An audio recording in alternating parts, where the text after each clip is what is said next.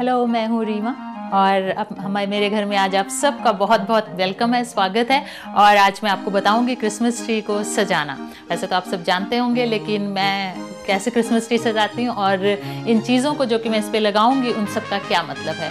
तो वैसे Christmas tree हमेशा से ग्रीन होता है। मेरा वाइट है, वाइट इसलिए क्योंकि इस पर बहुत सारी स्नो पड़ी हुई है, इसलिए ये वाइट हो गया है। और इस बार मैंने सोचा है कि क्रिसमस ट्री को रेड और सिल्वर जो डेकोरेशन है उससे सजाया जाए, क्योंकि लाल रंग का जो मतलब है वो परमेश्वर ने मेरे और आपके गुनाहों के लिए अपने खून बहाया, बलिदान दिया और हमारे लिए जान दी।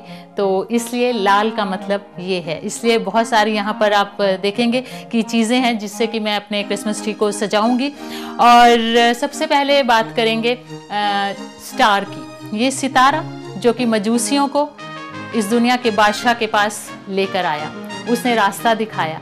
और स्टार जो है ये सबसे ज़्यादा जो है मुझे भी बहुत अच्छा लगता है, क्योंकि इसके सितारे से जो हमारी सारी दुनिया है, उन्होंने एक राह को चुना और बादशाह से मुलाकात की। बादशाह इस दुनिया में आया और वो बादशाह हमारा यीशु मसीह। और यहाँ पर आप देखेंगे कि कैंडल है, छोटी है, लेकिन इस कैंडल का मतलब है इस दुनिया की रोशनी। वो कौन है? हमारा प्रभु यीशु मसीह, जो कि जगत की रोशनी है। उसने कहा मैं इस दुनिया की ज्योति हूँ।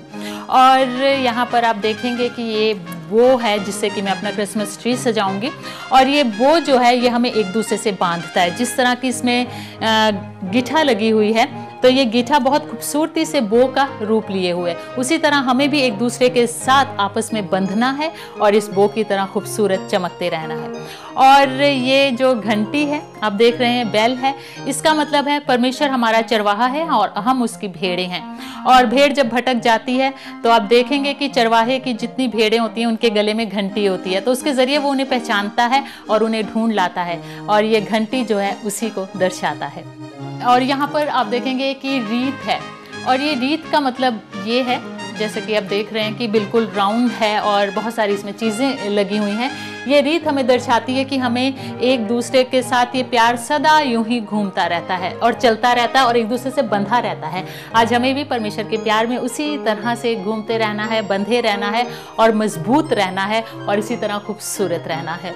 तो आज यही सब चीज़ें हैं जिनसे कि आज मैं अपने इस क्रिसमस ट्री को सजाऊंगी, और हर चीज़ का मतलब है। तो आप भी जब अपना क्रिसमस ट्री सजाएं तो उनका मतलब होना चाहिए। जब आप चीज़ लगाते हैं तो अपने दिल में भी उसे याद रखिएगा और खुश रहिएगा और अपने क्रिसमस ट्री को इसी तरह उत्तेजित होकर के सजाइएगा।